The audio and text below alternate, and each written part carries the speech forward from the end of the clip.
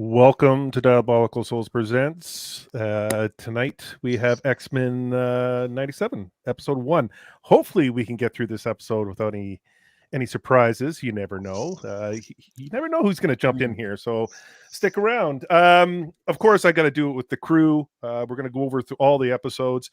And before I get to that, I just want to quickly mention that if you guys could subscribe to the channel, also to all these guys' channel, that'd be greatly appreciated because these guys got some awesome kick-ass talent and some content.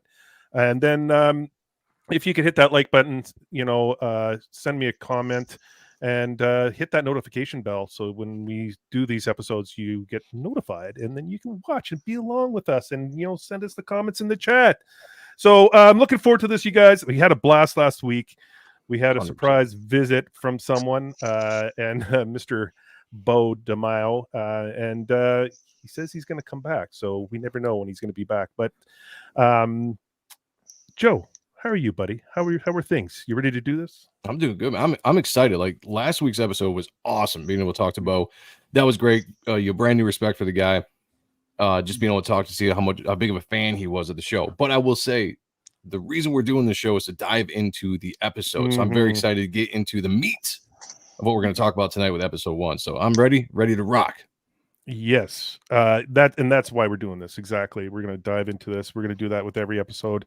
There's a lot there, and I'm looking forward to this. And Badger, the man with many questions. How are you, sir? Shout out. Yeah, I'm the man of many things. I like this Council of the Graybeards thing you got going on this top level. I like that. We should do that. Yeah. No, excited to be here. It was great. Real pleasure to talk to Bo. And it just goes to show you when we really just talk to each other and air out exactly what we're all trying to say and where we're all coming from, probably not that much difference between us. So good to see. Exactly. Good to see it. Sammy, brother, how are you? You ready to do this? Oh yeah, I mean, I was ready to do it last week, but boy, did we get a pleasant surprise. So let's do this, and it's gonna be. He's wearing his brand new X-Men shirt for everyone. So I was ready to go. Picking up a couple of crates of water, and it was just hanging. I was like, all right, must be a sign. And Zaxx, bro, what's going on, bud? What's up? Crates of water? What? What do you mean? You're making stuff up. Bottled water.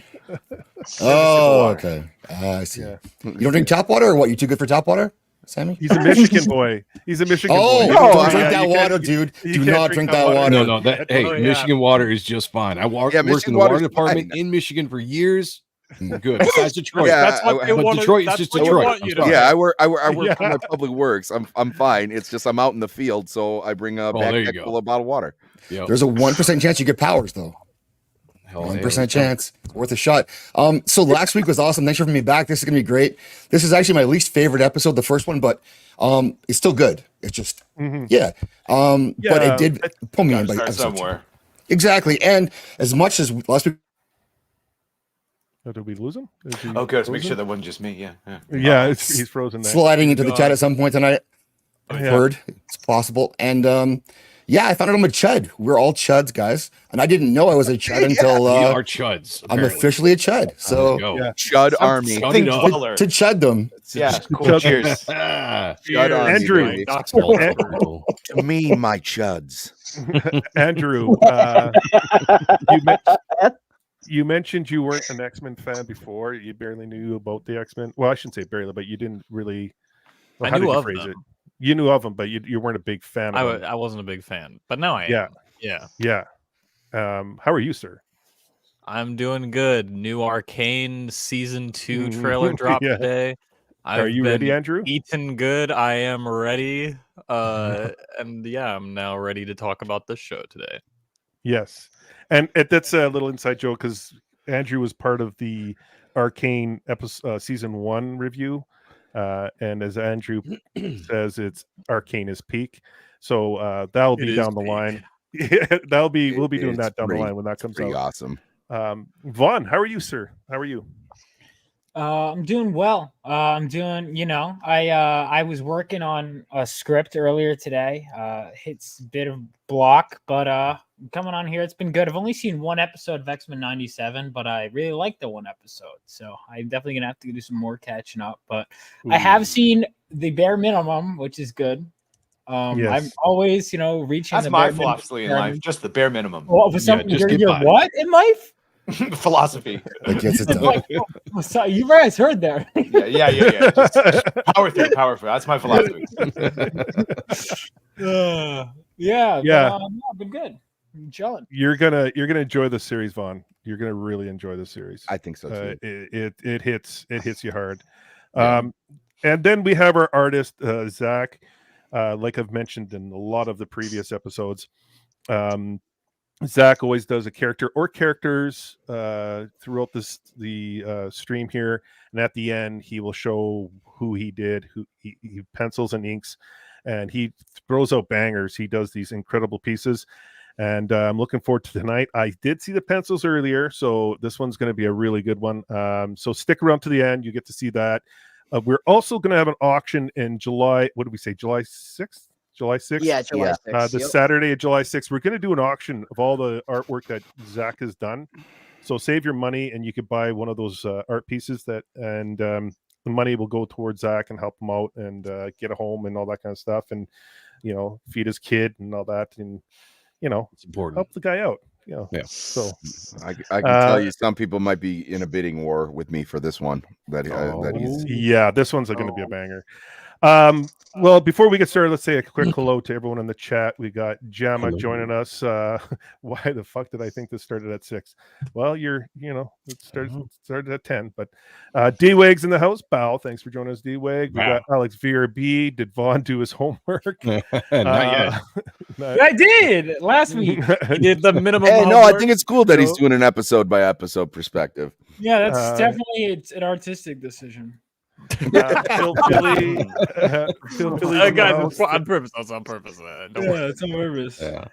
We got a Racerhead in the house, one of the OGs of this channel. Welcome there, Racerhead. Thanks for joining us. Oh, Mama Badger's back here. Look at that. Hi, Mama Badger. Thank you for joining us. Always appreciate that. We got a super chat. Graph Web. May I cancel this? Yeah. For fuck's sake, there you go. Cancel Disney Plus. I don't know what he's gonna do if it actually works. He's gonna have to switch over to cancel Hulu or something like that, right? Yeah, no. Unless they bring back Bodemeo, then maybe. Yeah. Come on, guys. Look Look at the way. hashtag going. Yeah. I've been throwing it around all week, so I did it for like a couple days after the show, and then I forgot. Seriously, how good this show is! I would love to see how Bodemaro would write Spider-Man. Dude, from the '94 cartoon sequel. You should just handle the entire universe. Yeah, voice actors. You could actually have like Sandman in the show this time because they left him out of the original Spider-Man show. Mm-hmm. They could do a better that weird man. I'm down. Do it. Yeah. Gemma's back. He's like, "What's up, everyone? We got Batman in the house. It's always good to see Batman in the house. Can we get 52 episodes per season for multiple years? Just asking for a tiny favor. No biggie." Easy. If you want to sacrifice quality. Dennis Kelly's in the house. What's up, Dennis? Thanks for joining us, brother.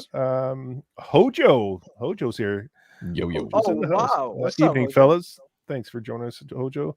Scrolling down. If I miss anyone, just do a quick shout out and we'll post up next. I think we're going right now. We have 63 people watching on YouTube and Twix or whatever you want to call it. And so appreciate all of you. If you come to the YouTube channel, you can send us your comments or questions and we'll answer those. And we'll have something planned for you later on, maybe. And Daxonar is in the house. Still need to watch the show, but here's a like for y'all. Thanks a lot, brother. Appreciate that. So let's get started into this episode before something else happens and that we're unaware of. Like, who knows who might fly in here? So, Wolverine is here. Yeah. You laugh, but so yeah, this is episode 1. This one's called To Me, My X-Men. And we start off leading into this episode. We know of that Xavier got shot by Henry Gyrick, and the only way he could survive is by Lilandra taking him back to Shire care, and Magneto actually assisted with that, and so that was kind of left. That's how they left it, and Xavier left the X-Men on Earth or behind, and Magneto on Earth, and we're kind of starting off from where we last left off. And who was that chimed in? Confession, I never actually finished the whole original series. It seemed like 3 seasons. I don't know if I ever did either, to be honest with you. Like, yeah. I liked it, but in all honesty, yourself. I started. Well, I was reading it, and I was reading the comics at the same time, and I like the original series, but honestly, none of them really compared to, like, because it's not like the animation was solid enough to compete with the artwork. To be honest, the voice acting was good, but it was like, hey, Gooch, can we get that quote back up? Was the quote from Jana? Was a quote from Jana after listening to Bo. Guys, she will do it. Oh, that one. That's a better one. Yeah. Oh, do it. Like, let's do it. And film it. Put it on there. Yeah. So we're getting into this, the beginning of this one. So, like, basically, this one starts off with the new, like, there's a news update, just reviewing the death of Xavier and talking about the sympathy that the mutants are getting from humans now, and then we get into this little part right here, the slums part of the town, and we see Roberto getting escorted in by these guys, the FOH, Friends of Humanity, are bringing in Roberto here, and they're talking about, you know, getting $10,000 per mutant. This is the one part that bugs me about the whole series. They're talking about $10,000 per mutant, and then he offers like money towards them, and then they say, "What, you think this is about money?" Wait, really? Wait, I forgot about that. Really? Yeah, that's it ain't about the money, Spider-Man. It's about the Mets. We'll take the money. Maybe let's go Mets. Yeah. So it was kind of like, okay, that's an interesting, you know. Well, maybe maybe they'll, like, if they change the line, be like, your mutie money ain't good to us. Yeah, I think that's what it is that they just don't want it from a mutant. Yeah, we might as well make money on it, but you know what I'm saying? But your money's no good here. Still, they wouldn't be getting, it would be daddy's money, which isn't mutant money, right? Because even though true. I don't think the bigoted, it's the rich man's money. It's not about the money, it's about sending a message.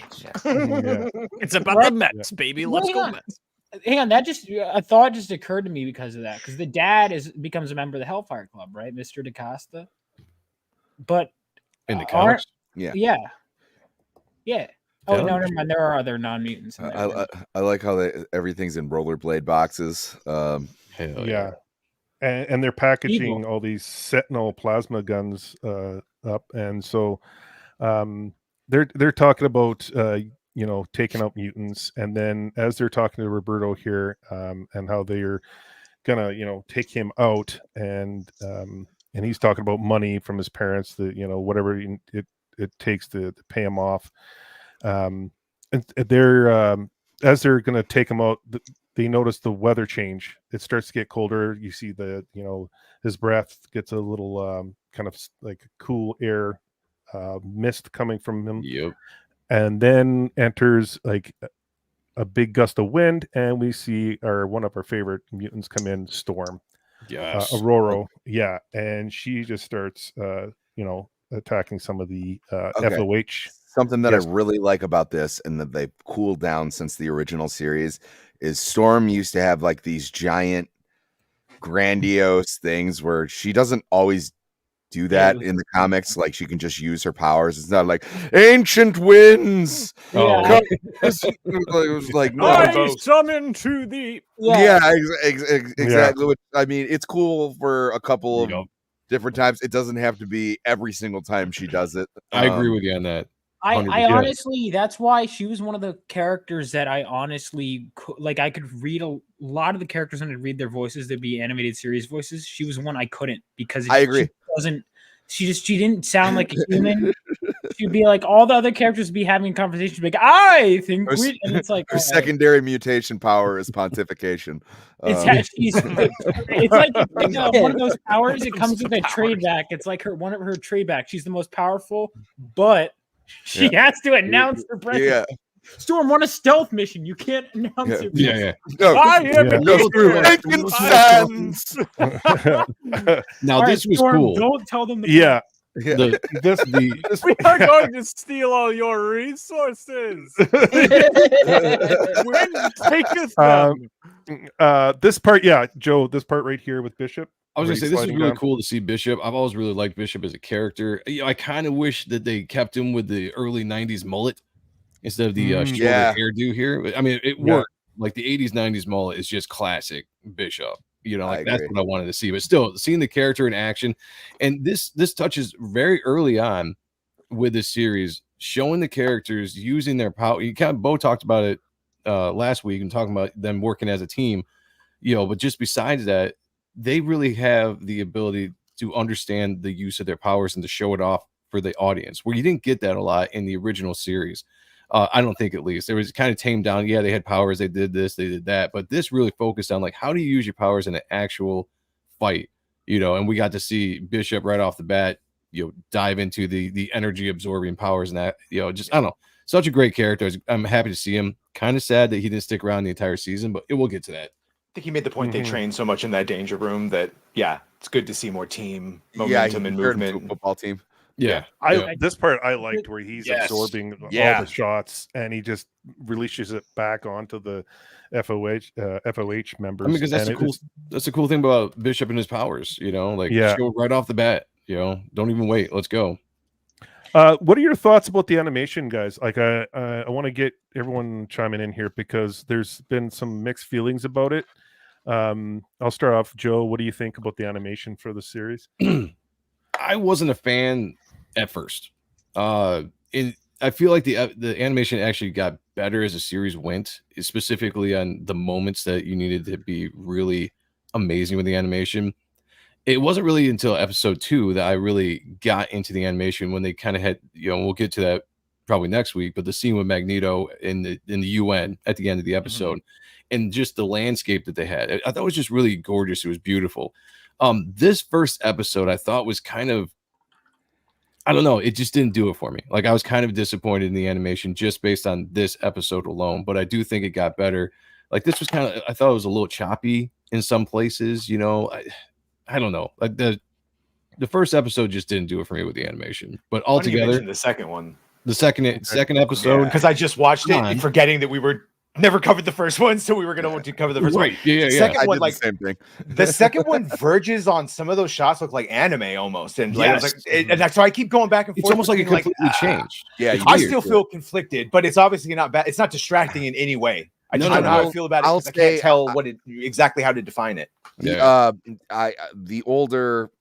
original series always has a special place in my heart, but these colors pop a lot more. It's cleaner. Yeah.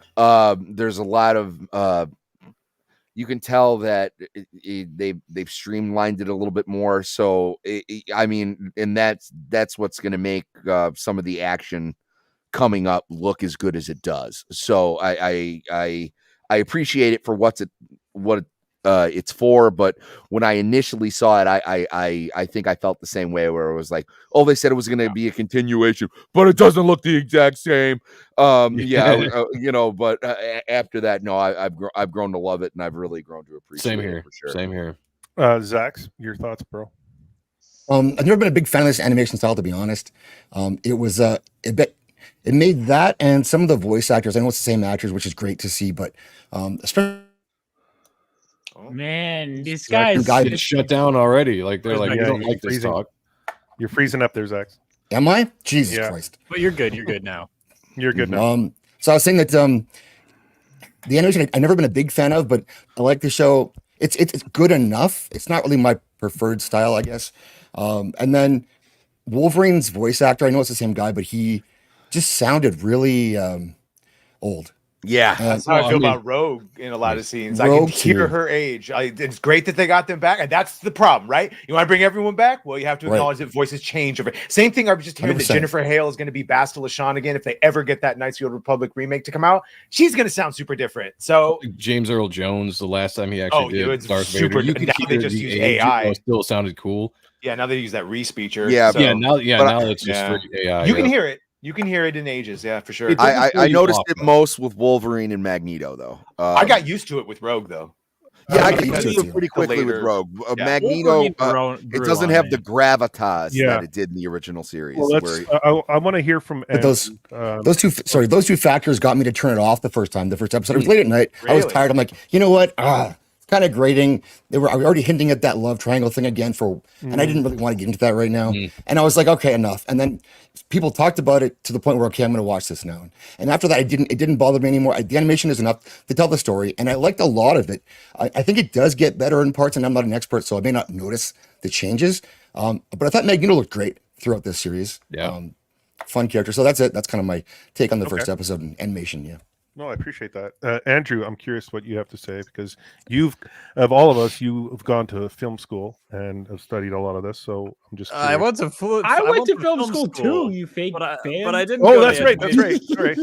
But I like it. I think it definitely upgrades the old animation from what I've seen and just brings new modern day techniques into it, like a lot of motion smearing, which is nice to see.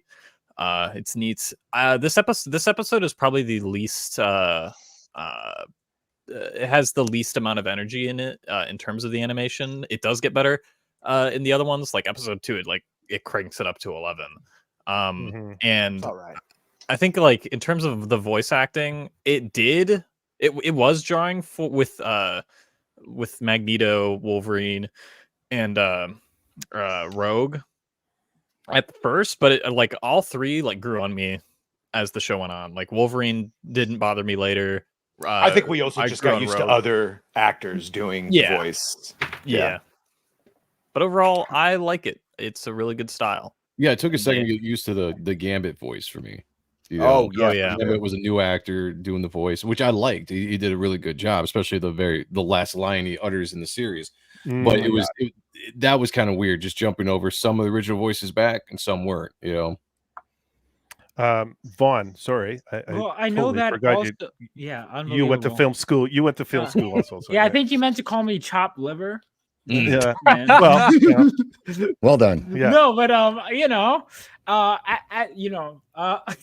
sorry. I thought it was I like the animation. I agree it was different because it didn't look as much like Jim Lee, but the thing is, you kind of have to sacrifice things like that if you're going to actually have the characters have fluid motion. And so that was one of the things. The art style changed at first.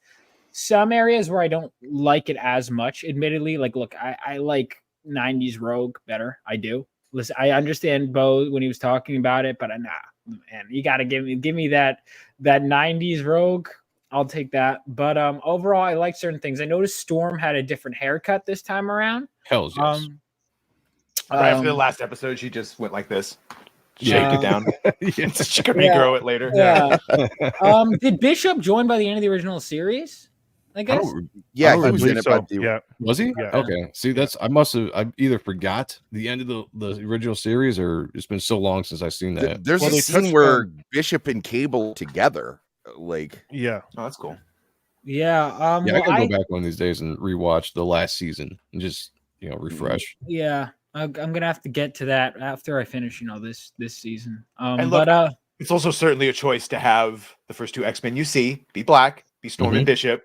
I'm sure he made that for a reason. I'm sure he would talk about it. That it definitely signifies something. Now that I've talked about, I have a lot better way. It's a lot easier for me to take the better interpretation of anything I might have had a problem with before and assume the best now, because that's how communication works. But definitely a choice, but done well. Yeah, if you wanted to pick it apart for whatever reason, you could do that. the thing about the I have to X-Men, mention it because I live in a world where we call out DE&I and agenda, and I would be called disingenuous for not mentioning it. No, it's easier when I could point it out to Bo and have a back and forth. But like, yeah, before talking to him, I noticed that the predominantly white FOH got beaten up by the 2 black X-Men. I did notice it. Now, I'm a lot more willing to believe it for all the best reasons now that I've talked absolutely done on purpose for sure. Yeah. You know, but the thing about there are times in shows where the DEI stuff it's kind of cringeworthy or is overdone. The X-Men, I found that it was done tastefully, right? I agree. It wasn't done in like a way that was like preaching or grandstanding about it. It was just like, hey, we're gonna highlight these first 2 characters for whatever it means to them, but it wasn't something like it was preaching to everybody to really make it be like, hey, these are the 2 black characters coming in and taking out all the white. Do we really have a problem with 2 black characters beating up the hate group?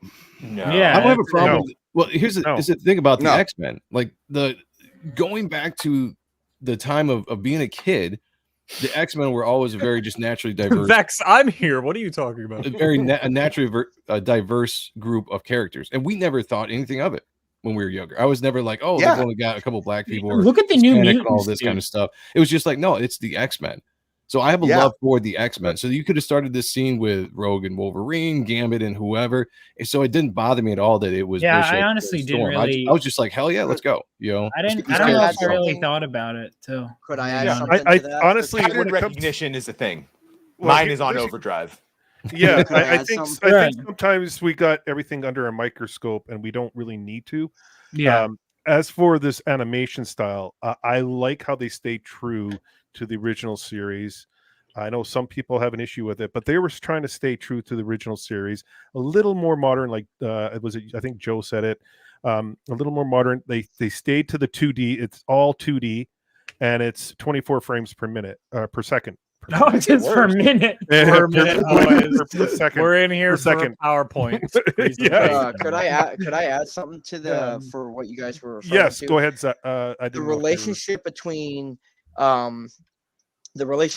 Storm and I think his name's Forge. No, Forge, not yeah. Forge. Forge. The relationship between her and him. Oh no, it's Bishop. My bad. Between Storm and Bishop is actually an unusual one in the comic books, because what Storm does not like about Bishop is the fact that because he is from the future, his tactics and the way he goes about doing things is a little unorthodox in the way that Storm is and the way that she operates. Because at the time frame in the comic books, and I'm assuming also somewhat in this as well, that she has this innocence to the way that she views the opposing side. So she's not as ruthless and aggressive as Bishop is. So when I see these two, working side by side, maybe these two are story-wise trying to figure each other out, trying to train each other and see how they both are in a battle. So I liked that, seeing it. I didn't take it for anything else except just that. I'm not talking about the 90s. Talking about the one written in 2022 or 23, where it very much was a topic, and Bo specifically talked about BLM. I'm not just saying it's not a problem. Just saying I noticed it. And anyway, I like the animation style. In case you weren't listening, we all just said we didn't think it was a big deal here. Yeah, that's what I don't get about this comment. We literally just said that everybody's favorite Storm, and then we gushed about Bishop being in here and how much we like these characters. This comment doesn't really make any sense. I have a black friend. We're having open. I have 2 black friends discussion. actually. I have 3. Fine. I'm used to it. I have Vaughn and Zaxx. Yeah. So my grandma was black. All right. So moving forward, that's right. They Bishop and Storm are taken out. The little machine that was off to the side is exploded. They're knocked out. We get this. The introduction of Cyclops, which this was quite the entrance for Cyclops. Like, made him cool. I'm not a huge Cyclops fan. Oh, the biggest blow up of the entire series, I think. Dude, he has so much sauce. He comes in just like Storm. Their entrances are especially at the end for Storm. Their entrances are top notch. I've never thought Cyclops was a cool dude. I've never liked him. This scene, yeah, neither did I. Agreed. I thought he was like a simp for Jean Grey, but this scene here, oh boy, man, this one, his fighting swag technique, 100, bro. Yeah, you know, I like that. One of the things I liked about this was, so I'm very pro Cyclops. Me too. He's my favorite X-Man, and I like that this because, for example, he's just written in character, you know, and it's just all the naysayers are like, you know, because listen, they just did him, in my opinion. They did a good job with him, but they didn't do anything that we haven't really seen in the comics when he's written well. What they do is when Cyclops is written well, he's great. When he's not written well, well, I guess you could argue when anyone's not written well, they're not. I was saying that any Never mind. Pretty much. So it's not really specific. Well, some characters like Batman or some shit, they're so fucking good. They'd even have done badly. There's at least something there. That I don't. I get that. I don't agree with that. Listen, well, that's okay. I do though. They've done Cyclops so dirty over the years. He's been done so dirty as a character. 100% dirty. He's such a great character, and for some reason, they've always, even modern comics, or they found a way to do dirty to the character. So it was great to see the character for the first time. He didn't get respect in the movies. The first animated series was okay, but he actually had a really cool role.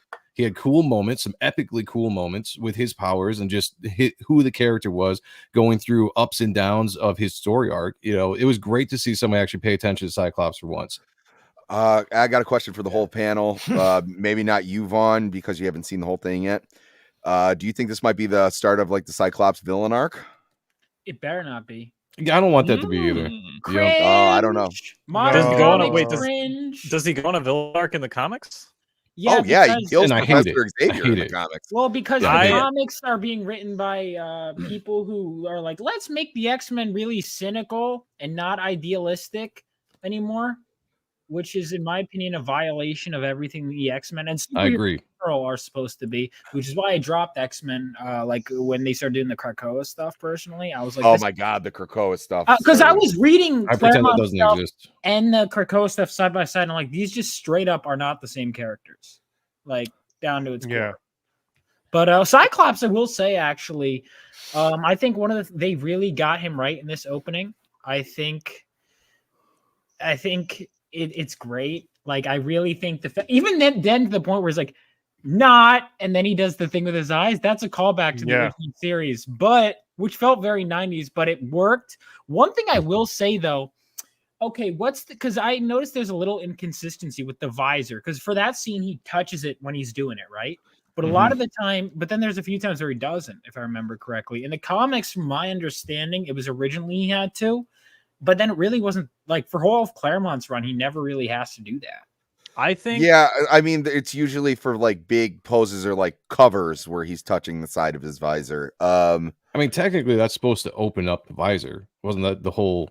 Yeah, that was But here's the thing: like, it's not as cool though. Like when you're drawing the X-Men and you want to draw a cool pose, it's not always cool to have Cyclops always doing this no matter whatever pose he's in. Yeah. So then you started seeing people doing more of the power poses and all that kind of stuff. So I really think it was just more artistic than it was like in the story. I think it has something, at least from this show. I think what am I thinking? Hold on. Oh, I think when he's touching the visor, at least how I read it, was he was adjusting like the angle of it, whether he wanted like to do a shotgun ray or like a specific ray.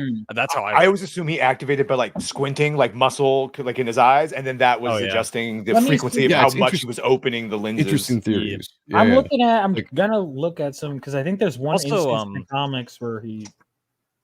Also, we skipped where he got his visor ripped off, and then he just was like, okay. So it was blew up the entire room. Yeah, they uncovered the Sentinel forearm.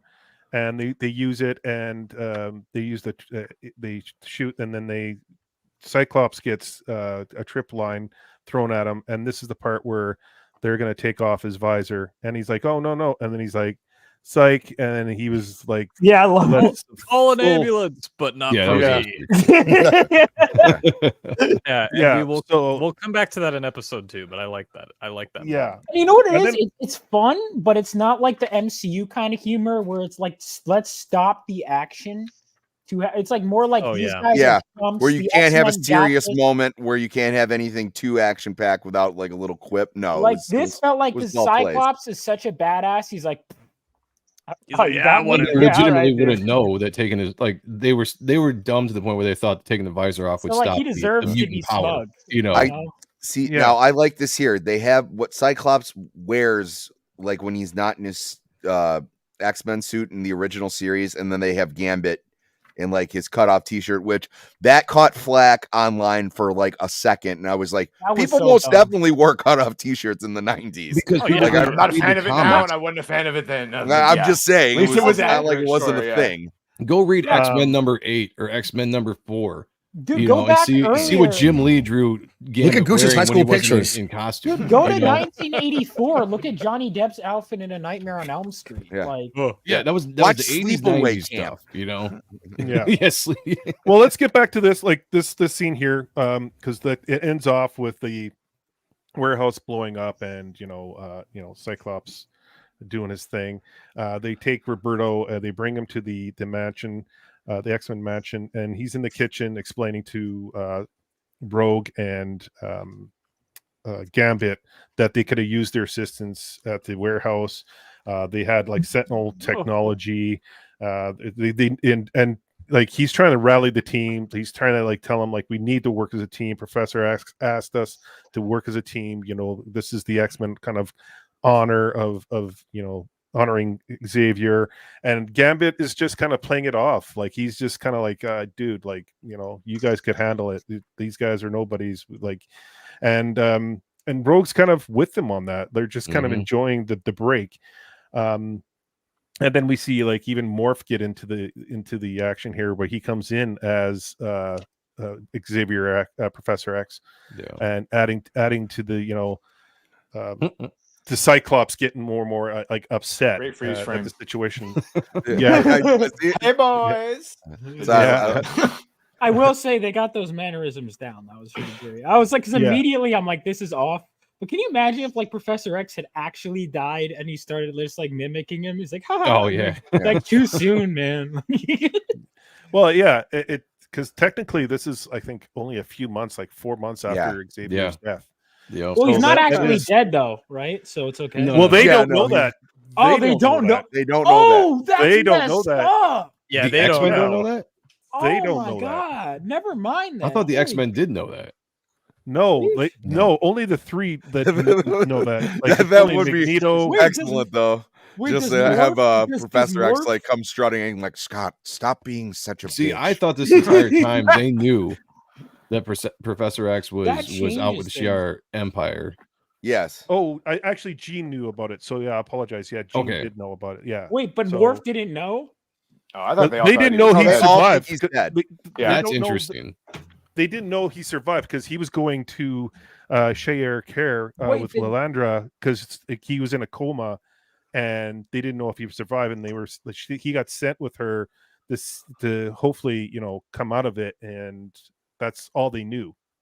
So that's that joke I made might be an actual critique because that's messed up. If Morph thought this guy died and he's just like, haha, like I don't know, man. Like I do that to my friends. Sam, if you die, I'm gonna morph into you. I'm sorry. Ebony Leopard just brought up this fact. That makes sense. The X-Men know Professor X. The X-Men know Professor X went out into space, but they don't know the ultimate fate of his life. Yeah, exactly. So they saw him take off. That does kind of make it cringe, though. It does make it cringe. Oh, here's the thing about Morph, though, as I don't know if you guys remember it, is that this man just got he was tortured by Mr. Sinister. That man is definitely like mentally. So what did unstable Professor X do to? Oh, okay, never mind. I'm just saying, it's like if you're going through some traumatic stuff like that in the original cartoon, it's probably going to mess up the way how he's going to interact with all the other members. So the Morph has the PTSD, so he makes very morbid jokes. Exactly. Yeah. I love vet friends that would say the same thing. Morph reads to me like the kind of guy that would make 9/11 jokes a week after. You know what I'm saying? Yeah. No. Got to cope somehow. If you're not laughing, you're crying. The Joker, thanks for showing up, brother. And also, Ebony Leopard, thanks for joining us. Ebony Leopard, thanks for joining us. Rick Costa, thanks for joining us. We got some new what I thought was for the show. Was interesting about this scene, like you're talking about, Jay, going back to the scene itself, is that a portion of the X-Men are kind of in this, like you said, break mode, right? Like they were going so hard in the original series, doing all the missions and going through everything. And now there's almost this sense of not necessarily peace, because there's still like the bigotry towards the mutants in the universe, but they seem like they're a little bit more accepted in certain areas, right? And they've kind of let down their guard a little bit, and they're a little bit more relaxed. Especially characters like Rogue, Gambit, even Wolverine seems to be very chill for most of this series. He seems to have had some moving on as far as exactly. That's what I'm saying. Like, there's been some Xanax in Logan's past. Well, remember that episode where he read the Bible? Yeah, I think he's just that's right. He's cool with things right now, you know. And by the way, this is how I remember Morph of the very like sarcastic, jokery. Yeah, I remember when they really cool their voice though. You know that would be cool. That would be cool down the line. You're getting the Zen Wolverine, and then all of a sudden Sabretooth shows back up, and then he's just back to being, pretty hardcore. So like someone who could really yank him out of this like what you said seems to be like inner peace. That would be he was absolutely portrayed.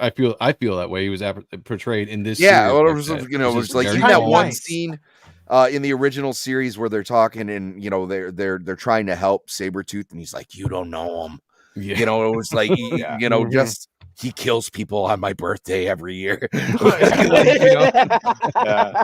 Does he kill people on Wolverine's birthday? Or he kills people on Wolverine's birthday every single year. He killed people on his birthday, I thought. No, he kills people on Wolverine's birthday. It's his sick present to Logan every year. Well, not every year, but But this is a boy, not a girl.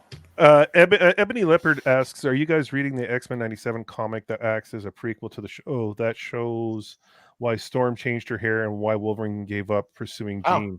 Didn't know that. I didn't know there was one. If you have I stopped collecting Marvel for a lot of reasons. I didn't like a lot of the writing in the Marvel stuff, so I stopped. Bo writing the comic? Because if Bo's writing the comic, I'm picking that up.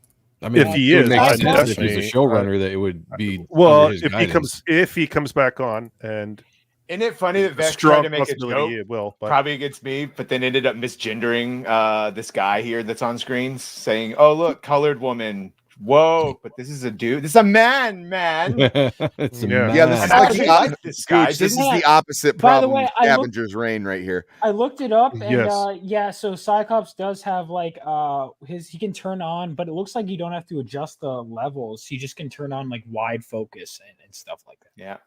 You're a bigot, Vex. It's all right. I was a little disappointed in the Sunspot character, like because I'm not a fan of whiny characters. Like it was just he was the stereotypical whiny character of the show, and I was just kind of like, all right, dude. At some point, don't take the entire season to man up and invest in your powers and do something. It was kind of like the way I felt of Jubilee in the original series. Well, and Bo brought that up last week, and it was like he very much is the new like Jubilee in that aspect where he's kind of being thrown into this world. I will say about this, besides this episode, Hank McCoy did not get a lot of shine in this series. No. But he was coming back. He had some good lines, he had some good lines, but I was like, and he had that one scene where he was controlling the Sentinel, but I was like, I was expecting to see a little bit more. There was because even in the original series, he was mostly incarcerated. But that's kind of his character, I feel like. I mean, even and granted, I only go back a certain way with the comics because I stopped reading the X-Men like after 99 or something like that. So he was always a character that was there to me, but he was not the main roster, of the amount of characters that they had. So I guess to me, I thought it was the right amount original member. Well, Andrew, what did you want to for sure.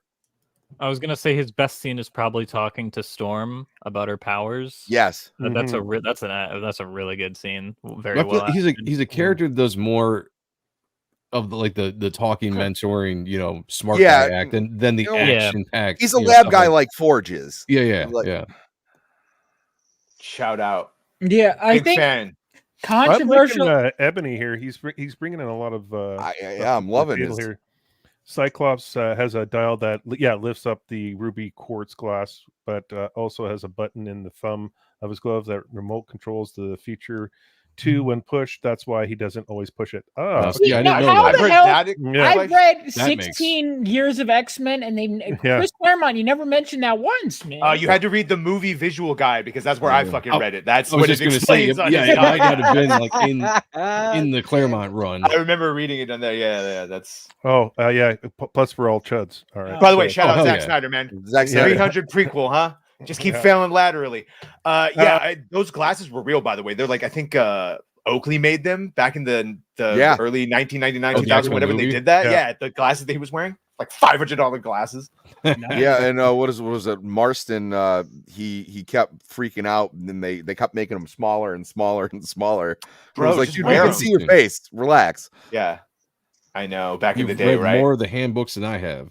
That is funny. We've come full circle from what did you expect yellow spandex to what did you expect black leather. Like that's a joke. We're gonna like yeah. When that came full circle, I freaked out. Wait, in what? And then Deadpool? Did they say that? No. Doesn't he say in the... Serious? Oh, okay. Oh, spoilers, bro. Spoilers. Yeah, stop. Vaughn hasn't seen past episode 1. Yeah. Okay, so getting back, on the point. guys. Oh, I meant getting back to movie. this. We got Beast explaining things to Roberto here. Roberto's wanting to leave, and then we get Storm and Cyclops entering, and Jubilee. Actually, Hank introduces Jubilee to Roberto, and then we get Storm and Cyclops coming in, asking how Roberto is, and they're questioning him about all the technology that are there, the FOH members. And if he knows any information, and he's just wanting to leave. He doesn't want to be part of this group. He's actually thinking he can pay them off and leave. And then he's like, oh, great, you're going to hold me hostage too. And they're like, no, you're free to go. But we give it a day. We want to make sure you live because these people are out looking for you.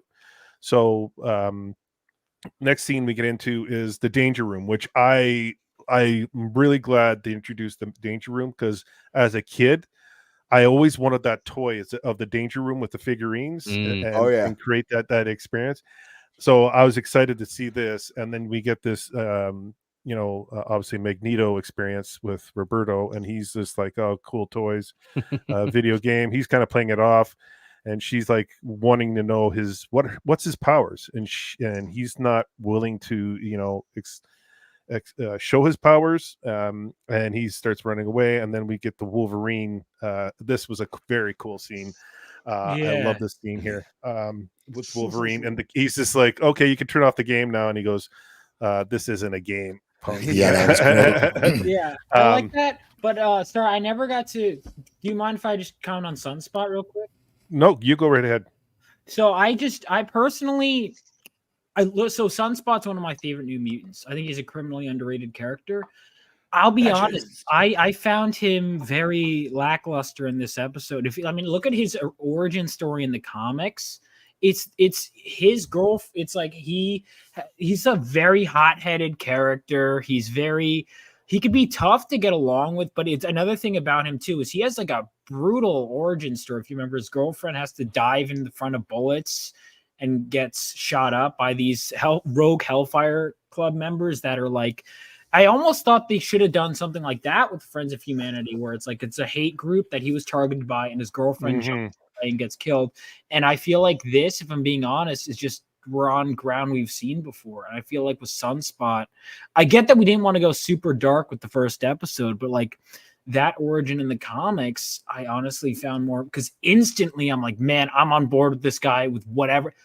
Like, screw these guys. They killed his girl. His life sucks now. So he goes from this cocky, billionaire to that. And maybe we're working up to that point. But if you do that, you can't do something that they do with his character, because it would be inconsistent with him in mourning. I won't say anything else on that. But there's a reason. I think his character overall in this show is pretty good. There's a moment at the end that I have a problem with, but overall, I think it's neat. I had no idea who he was. I thought they were going to go a very different route for his character. Magnum PI references. Just say that much, yeah. This right here, the Magnum PI, because he's always talking about that in the comics. So yeah, getting back to this, we're back to Jean and Scott, and they're talking to Dr. Cooper. They're asking about the technology, where it comes from, and she's just saying you got to have a little trust. There's Scott, and they start asking about Oliver Trask, trying to get information and trying to figuring out because then now they're on a hunt for Oliver Trask, and so setting up this episode, as we can see Oliver Trask right there, and then we get to the Sentinels and then we get the introduction to the death certificate of Xavier, Professor X. So that's what I mean. Like these guys, everyone thinks that he's dead because they have a death certificate right on the table there that came in the day before. And see, I thought the entire time they were just like the idea that he was gone as far as where he was at was like the fact that he was dead. And so when they got the death certificate, it hit Scott in the same way, being like, we might never see the professor again. So I thought this entire time that they knew, or at least he knew, that that the professor was still alive. But well, and Bo brought this up too. Scott's taking this the hardest because one, he was in the original class, but two, like he does have abandonment issues. Like yeah, he's actually abandoned. So his surrogate father going missing like this, he's taking it hard. I really what was that? Repeat that. What'd you say? I really like Scott's character in this scene. From his dad, he's taking it what? Oh, jeez. Oh. I like the seriousness of Scott's character in this scene. Like, the way that he starts out the series. He's got the weight of the world on his shoulder, trying to be the new leader of the official leader now that Xavier's gone, and trying to, deal with the pressure of being a father very soon here, and all that. It was, again, they did Scott justice finally to the character, and I thought he had a very strong, the very first couple episodes I thought were very strong for Cyclops. Yeah, because this point right here, like Jean Grey wants to leave the team and for the sake of their family, and Scott, like you mentioned, Scott's torn here because he wants to stay. He feels like he has to be the leader of the team, and Mm-hmm. trying to fulfill Professor X's dream goal, dream goal for mutants, right?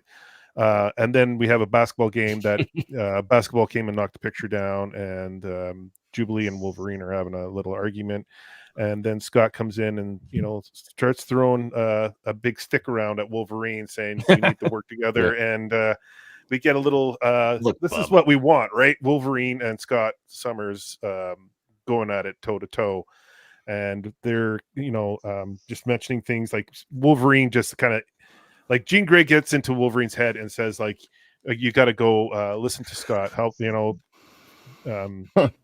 just could you please go look for Roberto, because that's the whole point of Jubilee being mad at Wolverine, because like Wolverine did the claw thing and scared him off.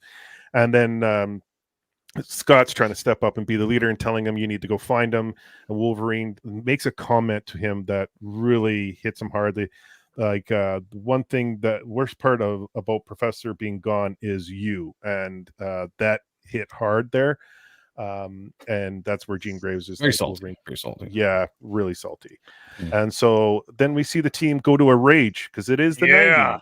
Yes. Before you get too far into the scene, can I just give a shout out to Bo for bringing in the scene from, I believe, X-Men 4. X-Men 4 or 5, when they had the almost exact same basketball scene with all the characters involved. Yeah. And I thought that was really, really cool. I was like, that's a guy that knows the comics, and I love the fact that scene was in there. Also, is it me, or I don't know, Jubilee's face looks better, I feel like, in this one than in the 90s. It does, yeah. He looks like an Asian girl. Or so I don't know. I think some of the faces are improved in terms of the animation, whatever, but yeah. I think all of the characters in general are improved for like faces. Like I love Rogue way more than the original. The original's fine, but the new Rogue, I just think her hair's better, her face is more defined. Wolverine kind of looks like Nathan Explosion from Metalocalypse right here. Going back to that comment, Wolverine, he does not need to extend his claws, because just punching anyone is like punching them with like the worst brass knuckles you've ever been hit with. Adamantium, and I mean, even if he steps on your foot, you're not going to have a good time. Does he weigh like I think he weighs like 1,000 pounds, like 400 or 500 pounds all together. I know they change it depending, like but 700 or something like that. Well, I got that too. I got that too, Jay. Yeah, 8 or 9. He called it a rage. Yeah, it's Yeah, it's or a good scene. a rave. That's what I meant to say. I said It's a raging rave. I said rage. I said rave. I didn't realize I said rage. Rave. That's what I meant to say. Because I'm, that's my whole life is in a rage. It's funny to see Jama down there saying the rage was cringe as fuck.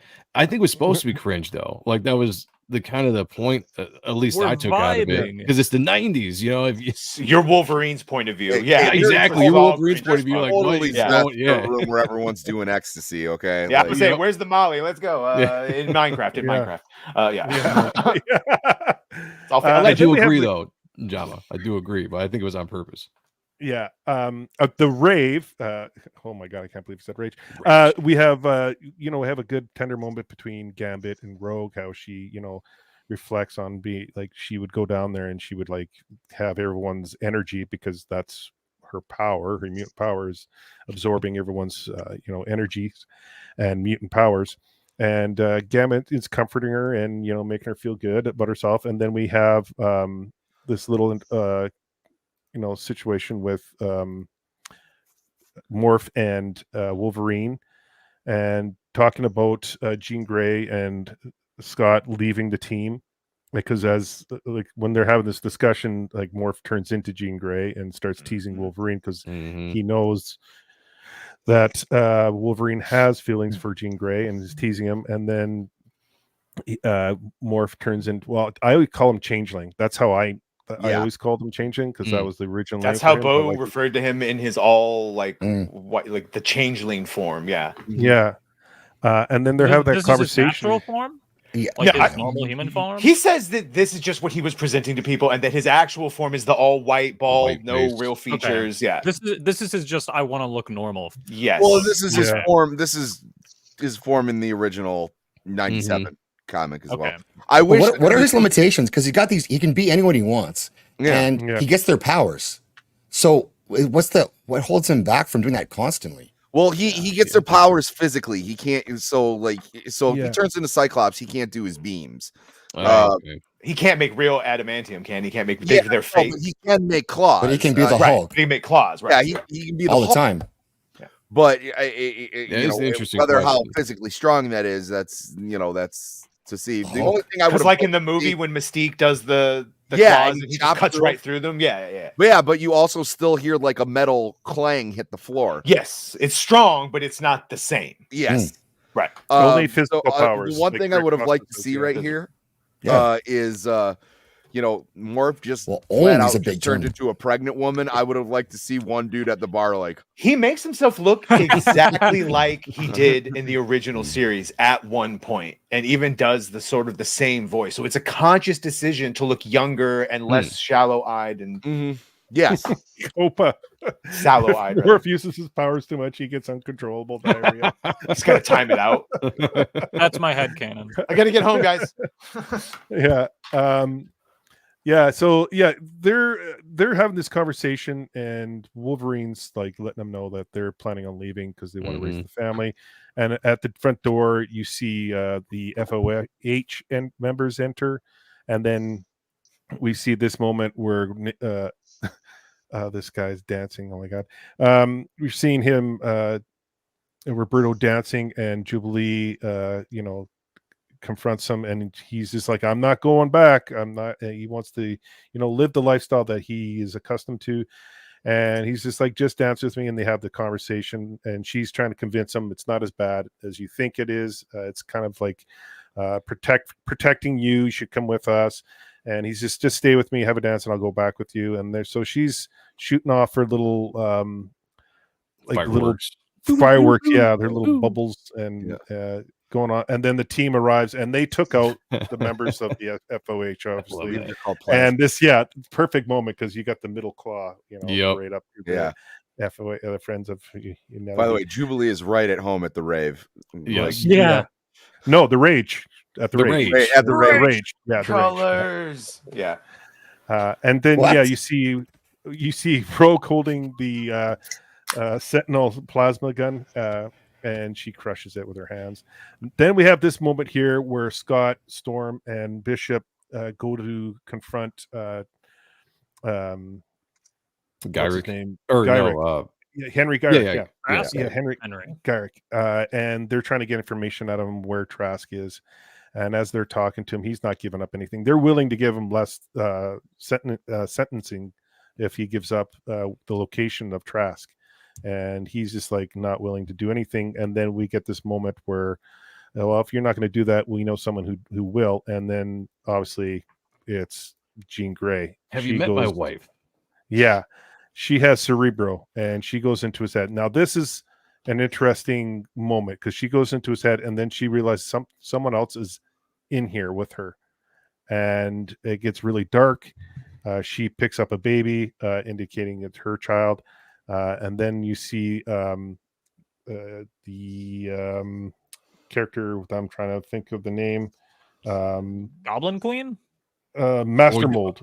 Coming on. I was about to say, like, we entering into spoiler territory, or we're just going through the we can. Like, yeah, Vaughn hasn't seen it, you know, I'm like, yeah. Like, she sees Master Mold. And so she says that, you know, after a psychic scan, she figures out that their Trask is in the Sahara Desert, and so they get. So I know this jet as the Blackbird. Yes. Now, well, that's what it's called. Yeah. Well, no, it's not anymore. It's called the X Jet. Oh, they not have the use of Blackbird it's anymore? like the X-21 Blackbird or Black Jet. Yes, I've heard it several, but yeah, I've heard both. I always know it as the Blackbird. Yeah, so when did they change it? It's changed. New bird, new jet, new name. Yeah, like the fire spray. When did they change it? Oh God! Recently, I'm assuming within the last 5 years. I'm not exactly sure, but it's called the X Jet. Branding. I don't. All right, I don't care that much. Yeah, branding. But also, they just said not only they found out that they made more master molds. Yeah. That was yeah. So, getting back to this, like they're in the. I'm going to call it the Blackbird because that's how I know let's just it do is. that. Blackbird. Yeah, the Blackbird. Do you think they changed it for any other reason than just they wanted X in the name? Because I don't think this is like they famously changed Boba Fett's ship from Slave One. See, I was thinking that too. Yeah, I was like, is that class, one of these? Yeah. No, Fire Spray is the class of the ship. Yeah, I think it's X is in the name. Yeah. So yeah, like it's then we get this moment. This is the comment with the black. Did he make the comment about the black leather here, like Cyclops? No, that was later on to a different character they talks to. Oh, okay. And so as they're talking, a Sentinel rips the jet apart, and can you see play the team. this? Oh, we're getting rated again. I'm not playing it because Hypnotic has raided you. King bigger than himself. Shout outs. Can you just play this? No, because every time I play it, I get tagged big time. It's an AI will notice really? it. Yeah. Corporate masters. I never got away. My channel's gotten dinged a couple times when we're just looking at 80s anime. Yeah, I think like even EFAP has to like reverse it, slow it down, backwards. There's like 3 or 4 different steps you have to do to not let the AI catch it. What's up, everyone? We got the Bigot Army raid. Thanks everyone for joining us. Shout out to Hypnotic. Thanks, brother. I appreciate you, bro. Sonia. Sonia's here. Oh, hey, Sonia. Sonia. What's Scent up, mode, Sonia? scent mode engaged. All right. Yeah. So yeah, we're getting this moment here where we see them start to work as a team. Like you get the nod from Storm to Rogue, or no, Rogue to loud Storm. noises. And they start picking up people that can't fly, like Morph and Wolverine. And we see the one moment I really, really like is Cyclops and how the cool moment that was given to, you know, the much overshadowed character was in this scene, and it just changed everybody's perspective of Cyclops, I think, in one awesome scene. Yeah. I liked how Morph turned into Archangel. Archangel here. I was going to. I rewinded when I was watching. I was like, wait, when did Archangel join? And Morph, but Bo said that's why he did that, right? So that Morph could be used to bring in other characters that maybe people wanted, but like, you couldn't bring in for story reasons, but that's cool. That's a good shot. Yeah. That's a great shot. Wait, shout out to Joker in the chat for your 10 gifted. Thank Yeah, you. Sure. Oh, all right. Anytime we can see Warring Worthington. Making people green. Joker, you rock, buddy. Thank you so much. The Joker gifted 10 Diabolical Souls Presents memberships. I appreciate that, brother. Thank you so much. You're a tough cat, Mr. J. We have 185 people watching. I appreciate all of you. And we're just going over episode 1 here. We're getting close to the end, actually, as we keep rolling along here. This episode. I feel like you guys are right. This is kind of I don't know, the fight scene, like in the series. It really is. I mean, that's why I said I wasn't a big fan of episode 1. Not that it turned me off, because I still came back and kept watching the series, but it wasn't the episode that really compared to the rest of the stuff that we get into, especially starting with episode 2 and 3. We got to remember how negative everyone was before it came out, and this was the episode that everyone went, wasn't that bad? I guess I'll come back and watch another one. Yeah, I'm not saying it was bad at all. It just wasn't. Of the 10 episodes, this and 3 were probably the weakest. No, I'm sorry, 4. This and 4. But the fight sequences in this were amazing. Yes. I have to music. Say, yep. This is twice. Particular. It's pretty. I was digging it. The X-Men just decide, all right, it's time to lock in, and nobody talks. Everyone just knows what to do. Yeah, it's good. All right, now there is a thing coming up, which I want to hear all the debate on this, because I'll bring it up when we get to it, because I have a theory on what was going to happen, but I definitely want to know what you guys think on the panel. This was a kick-ass. There it is. And Bo mentioned he used to do this with his action figures. That was a cool story. That was a cool story. I like that. Yeah. Well, wasn't it his mom that mentioned it? Yeah, his mom reminded him. Yeah. He did that as a kid. He's got a strong neck, dude.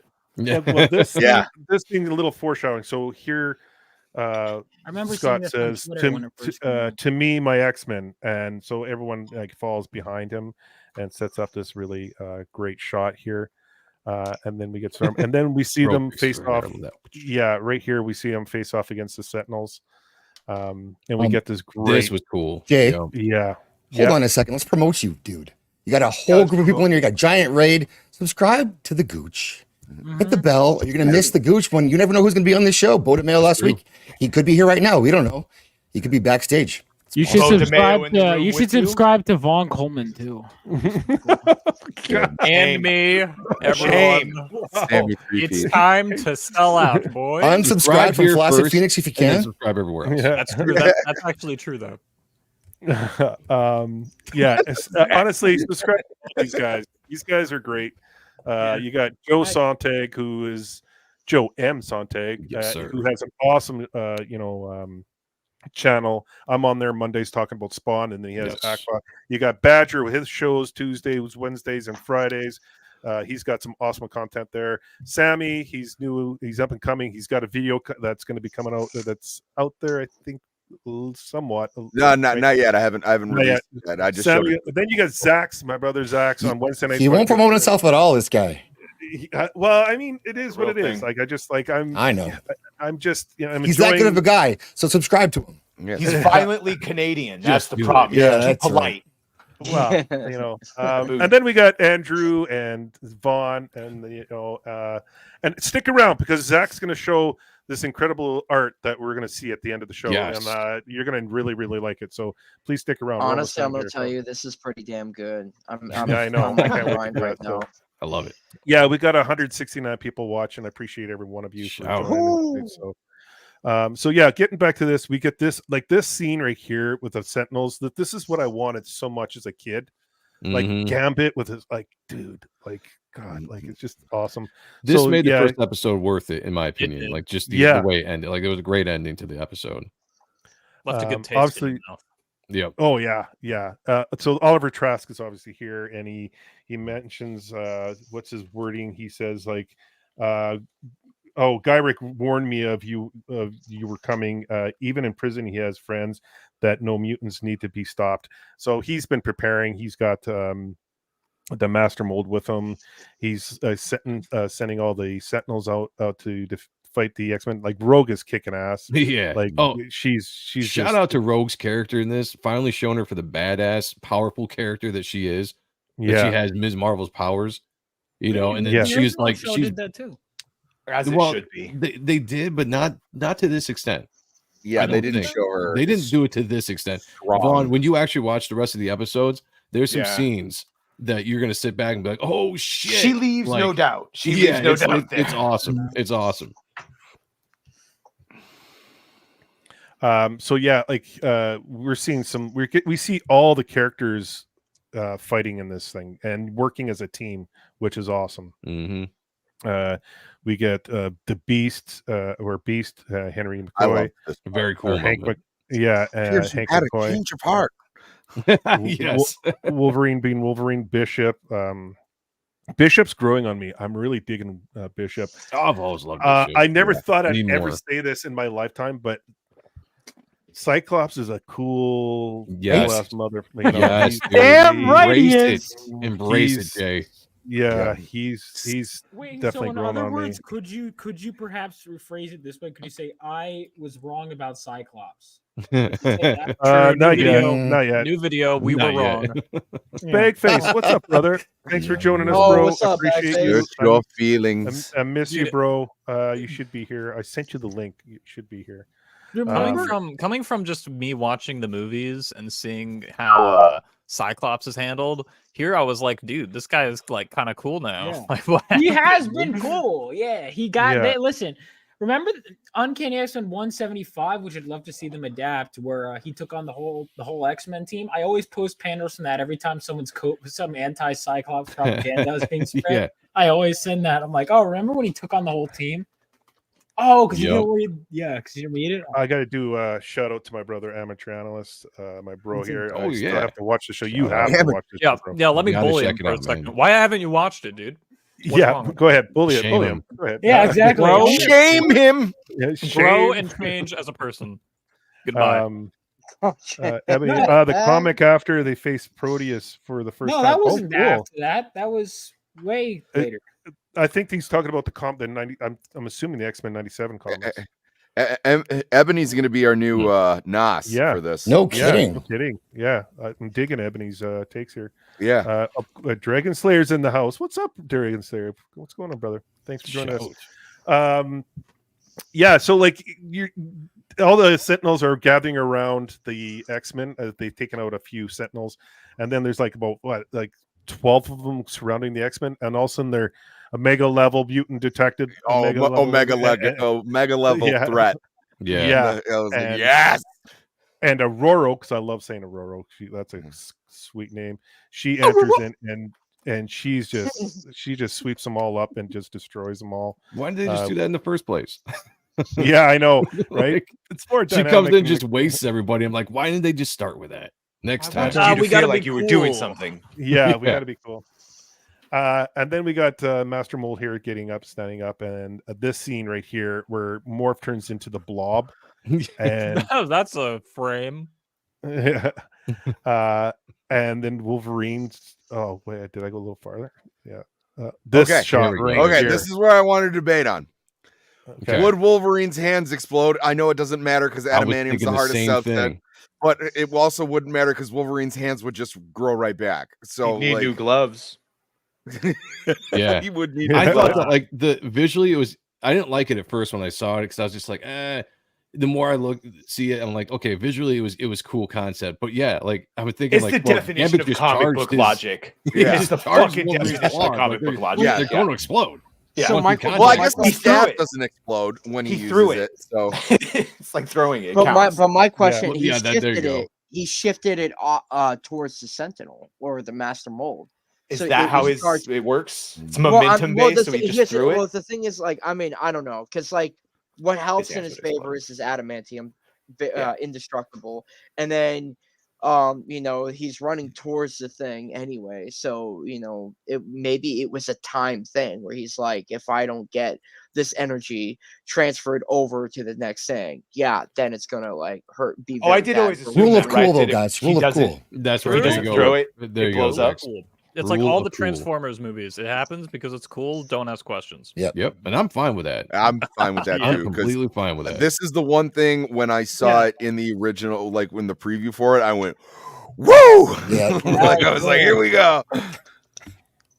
Look at it. There's a lot of people throwing out facts here. I'm digging it. I'm loving it. Yeah. Everyone throwing out some X-Men facts. Thank you so much. This was cool. This felt like instead of the fastball special, they came up with something completely different. Yeah. I was That's immediately what I thought of. It's like they did a very complicated fastball special. It's like it was nice to think that Wolverine has different like special plays with other people. Yeah. And they combo off of each other. They learn it from the danger room. They can practice combos and stuff. This series has some great combos too. Aside from just this one, and they never announce it, which I love. It just happens because they train together, right? It's just like, we're just doing it. We run it, baby. That's right. So the Master Bull's taken out. Trask is arrested. Cyclops has a conversation with Dr. That posture. Cooper. Good. Good posture there. He's swinging a big stick. I was just gonna say, he's being an alpha here. By the way, I do think, correct me if I'm wrong, I'm pretty sure the original voice actors for both Cyclops and Magneto did pass away. Yes. Right? Yes. Within like a small amount of time, I think, of each other too. Yes, they did. Not too long ago, honestly. Cyclops, it's Ray Chase. I did talk to him. I sent a message and hopefully he'll hop on the channel. And then for Magneto, I'm trying to reach out and see if I can get the voice actor to come on for that as well. But this, this is the conversation, and she mentions to Cyclops that Charles would have been proud of you guys. And that's Valerie Cooper, right? Kind of has some bedroom eyes going on right there. She does. Yeah, looking at Scott, like And then we have this moment. Like, what are you looking at me that for? We have this moment here between Roberto and Jubilee, where he's kind of she finds out that he's never had shown his powers in front of his parents. They don't know, and then kind of end the conversation of like gives her we see his solar power, his solar energy, which is cool. This is a great shot, actually. His powers look visually. Great. Sunspot has always been one of the cooler, which is why when the New Mutants movie came out, they just made him another fire guy. I was like, dude. Yeah, I know. I was like, he looked nothing like the character in every way. Mm-hmm. And then they kind of end the conversation with him giving her a card saying you can give me a shout, and then we get the basketball game back at the mansion the next day, and they're not allowed to use their powers to play basketball, and they're just talking about having a fun game. They give it to their leader. They officially announce Cyclops as their leader, and as they're about to start the game, well, no, they're actually having a conversation saying that about possibly leaving the team, and Wolverine mentions it. We know you're going to leave us, and they're not leaving. And they get an alert that someone's in the mansion, and actually in Xavier's they weren't going to leave? I thought so. He was going to say. Well, they were going to. They decided not to because they realized that they needed to be Scott needed to be the leader of the team, and that this is their home, and then they get the alert in Xavier's office, and then we get the introduction of great surprise, motherfucker. He's got. I love first of all the original X-Men. I mean, even though I actually even though it's like nice because it is the comics, I do think the original X-Men designs are terrible. But like, I mean, it was. I don't know about terrible, but for the day, it was probably good. I mean, even compared to Kirby's other designs, what they were able to build on them, I'll say that. Yeah. But it is still a nice reference. Trying to read Sammy's mind, but I can't. It's not working. It's making me think I'm really about right now. I'm blocked out. We have a special guest in the house. We have Magneto in the house. Whoa, how'd you get him? It's a big get. We should do our own style of Magneto. Tell us about your supremacist views and why you should supplant the human race as the dominant species. Well, this Magneto just mutant popped out of a dumpster in the back alley somewhere, and he's Jay, let the record show. $20 is $20. Gooch does negotiate with terrorists. Let the record show. Yeah. Shout out. I want it. That's a good helmet, dude. Yeah, it is. So yeah, let's end off I the can get show. you one, bro. You ever heard of Amazon? My mother died in the Amazon Zack while studying spiders. Whole movie about it. Sorry. that is a reference. Look at that long flowing locks. Yeah, It's fabulous. He's got some my fantastic hair in this series. I remember reading the Handsome comics, man. and I was like, Handsome. "Oh my god, it's like really flowing." Yeah. And Cyclops goes, "What are you doing in our home?" And he turns to her and says, "Your home. I beg to differ, Cyclops." Mhm. And he just lets him know that his will, Professor Xavier's will, it's everything It's my goes house. to. Ren is due on the 1st, people. Yeah. Get out. All belongs to me. Wait, can Yeah. I point out? I love how everyone has a battle pose, and then just go back. Doesn't he end it though saying my X-Men? Yeah. And Like, battle that's pose, a and then cool-ass she's just line holding where her. it's like, she's yo, holding her Bro, stomach. Me, you gotta admit, they made my him X-Men. extra fabulous. Yeah. Extra fucking with the hair. It's flowing All the- locks. All the hair in the show looks great. Yeah. If anything about the animation's perfect, it's the hair. Everyone has Yeah. spot on hair. except for Bishop because they took away his awesome mullet.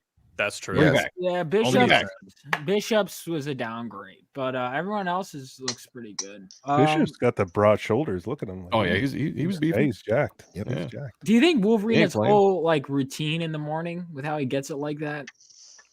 No, I walk. think It's it's just just natural, you know. Oh, He's natural. carrying around hundreds of. All he has to do is get up and walk, and he's lifting weights. And his body's Yeah. constantly repairing with more No, muscles. I'm talking about the hair. I said Oh, the hair? Oh, yeah, no, It's that's, just wild man. it's more static electricity I alone. was one thing I think that's interesting. Now I haven't seen episode 2 Morph yet, cuts it for but him. with the way that like it's interesting that the way they did it this in the show where it was like in the comics it was Spax, everything. Professor X gets hurt and then it's the trial and then right after Professor X gets hurt is when Magneto comes in and starts trying to redeem himself. Then trial of Magneto happens. Professor X gets hurt even more and has to leave. And then it's like Magneto is forced. He's like, Professor X is like, basically like, all right, you got to take over the team. He's like, I can't. And he's like, you got to do it. But in the show, it seems like Professor X is already gone. And in his will, he did it, which is a really interesting thing. That So would be fucking hilarious. if what? He said his hair is a side effect of his healing Yeah, factor. I know. Well, I had to pull that out. I was that laughing would at be that. hilarious. If Yeah, it it's locked would in, be. it just grows that way. Well, It's been in- destroyed so many times or whatever. Yep. In Weapon X, like the series, they comment on that. They're like, we just shaved him 20 minutes ago, and it's already starting to grow. Yeah. back. So like in the movie when he tanks that blast in Origins of the second one. And his hair grows back, but it grows back to the same hair size. It's just when does his hair stop? Right? Yeah, no. growing. I just got done rereading the Weapon X run. From, I read from it the the first mid-90s. time last. That's funny. BWS. I like to think that its healing factor is like sentient, and it's like, all right, you're gonna look this way. Muscle no, memory. Or Yeah, no, something. It's like that scene in the Santa Claus. He can't do anything about it. Yeah, he has. Yeah. He has selective. Yeah, that's a good point. So why doesn't he always have a beard then? Yeah. Because it's just selective growth. It's almost like this shit is all made up, and it Yeah. depends on the writer. Yeah. Also, like Joe Dirt, it only grows in certain. He's well, got let's go around- He has let's go massive around the bald spots. Yeah. Let's go around and quickly give your thoughts and rate this episode. So I'll start off with Joe. Your general thoughts and where would you rate this? Kind of keep it, kind of short, you guys. But like I said, I thought it was the weakest of the series. It wasn't Superman something. reference. It wasn't something that got me excited about the series, but it was enough, especially the end of the series or the end of the episode, to make me come back and watch episode 2. That because I just love the X-Men. But there were some cool moments in it. I thought it was a little slow. It was a good welcome back, to the fan base of here's the characters you love. Here we go, and then we really pick up steam with episode 2. So this was okay. I'd give it an 8 still. I mean, it was still fun. The last fight scene was fantastic. So I give it an 8. Screw it. Let's do it. Badger. Yeah, I went in with the worst possible expectations because I cover all the time the ruination of beloved franchises at the expense of DEI and not paying attention to characters and writing, blah, blah, blah, blah, blah. So when I saw this, it's like, wow, they didn't make Scott a piece of shit. They made him actually quite the opposite. And they didn't make Sunspot gay. He's heteronormative and possibly in a relationship with something. A lot of things kept making me go, okay, let me now reevaluate how I'm looking at it. And it just kept doing that all the way to the end where, I was 100% wrong. I don't have a problem saying about the entire series. I told Bo as much, basically. So, it did its job, I think, in that regard. And the first episode it brought me back. Yeah. Sammy, your thoughts, bro? I couldn't be more happy with this. I mean, I grew up watching the original one. I mean, I beat those VHS tapes into the ground. I had the first one. I had them all. Watch that on repeat, dude. I mean, I was obsessed with this cartoon when I was a kid, and just to see it come back and handled with so much respect and so much enthusiasm, it was great. And and I agree with Joe. Out of all of it, I don't think it's the strongest, but I think it's a hell of a lead off. It's a hell of an opening pitch. So I could not be more thrilled to be here and be watching it with you fine gentlemen, because we all enjoy this stuff for the right reasons. And God, what a hell of a banger to start off. It wasn't. I just want to touch on this comment here. People assumed it was going to be woke, but it really wasn't. And I'm guilty of that myself. Yeah, just because of what Disney's been kind of what we've tried to explain. And because I just want to clarify, because I'm not against anything. I'm actually I support a lot of it. Actually, I shouldn't say support. I help out a lot of people through those things, but like when it's done really poorly and it's forced upon you in a way that it's really bad, like I just don't want to watch it. I don't want to see it. But like I think, and I'm guilty of this, like I mentioned, I think we're starting to look at things all the time as a woke thing or a DEI thing, and we're putting it under the microscope, looking for things to say, it's woke. No, I had this debate while we were doing an amateur who was in the chat. We had this with Blue Eye Samurai. I love the series. People were saying, "Oh, it's woke." Why is it woke? Because it was a female lead? No, it's a great story. It's one of the best stories. The episode 5 was one of the best written episodes. I can give Ebony a definitive definition if he wants. Yeah. Sorry, because I hear that argument all the time. Yeah, we hear that all the time, and I just like I'm tired of hearing about it. I just want to enjoy. Like, that's why we're doing the series. It's really good content, really well written. Bo came on here and talked about it with us. I applaud him, because he didn't have to come on here and talk about it, especially on this channel. Like, I'm a nobody. Yeah. He didn't have to come on here and talk about it, and I thank him for it. And he will be back. For people who are watching, he's going to be on for the next 3 episodes. So stick around and join us for that, because he's going to talk about some of these episodes with us.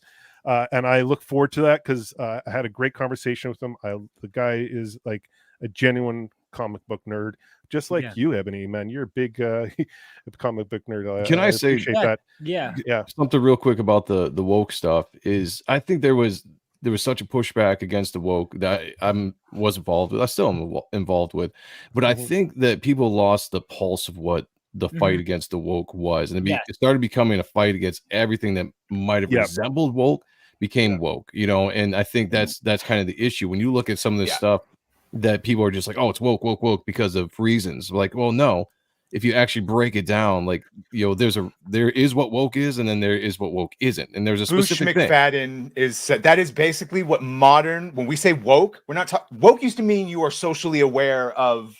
That doesn't mean that anymore. It hasn't been it for a long time. It means 2024 politics, hardcore pushing of LGBTQI agenda to everything, children, transing, cultural Marxism, all that fun stuff that takes too long to say, so we say woke.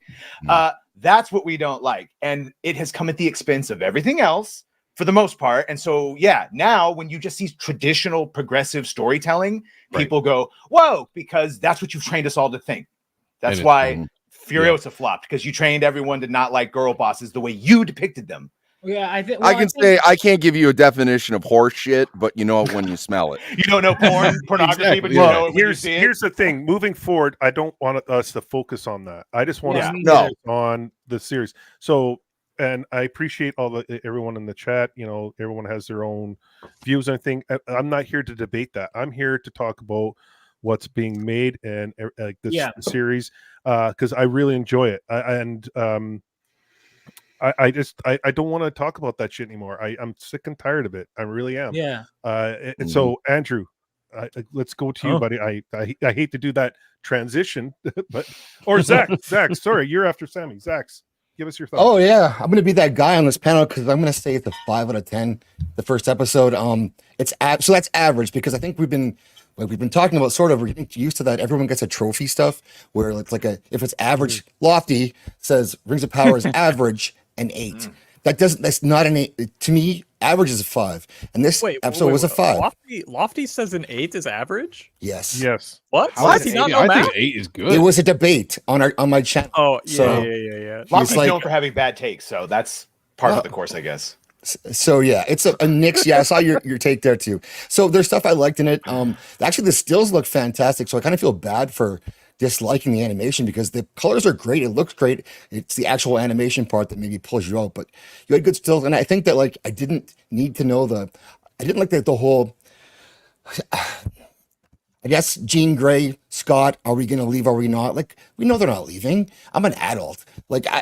Let's skip to that part. I would not read those pages if I bought this book, and I did collect these books. And I wouldn't read it. But that happened in the comics. That whole discussion was an uncanny, one of the greatest issues. Uncanny X 201. They're not gonna push them out the first episode. They're not leaving. So the will they won't they? I didn't buy into it, and guess what? They didn't leave. Right. Well, you know what's funny is that debate happened after Trial of Magneto in the comics, and it's literally there's one issue. It's they switched things that were just issues off, which that is really interesting. How for me, I would have skipped that. And then, but I didn't like Wolverine's voice, which is a bit, for sure nitpicky. But I got used to it, and by the end, I liked it, and I really liked the rest of the series. So it didn't push me out. It didn't make me compel me to keep watching it, but I did go back to it, and it was worth it. So yeah, there's some stuff I didn't like, but there's a lot that I did like. And I bought the 80s X-Men, so that's where I go back to. Yeah, that's what I'm talking about too.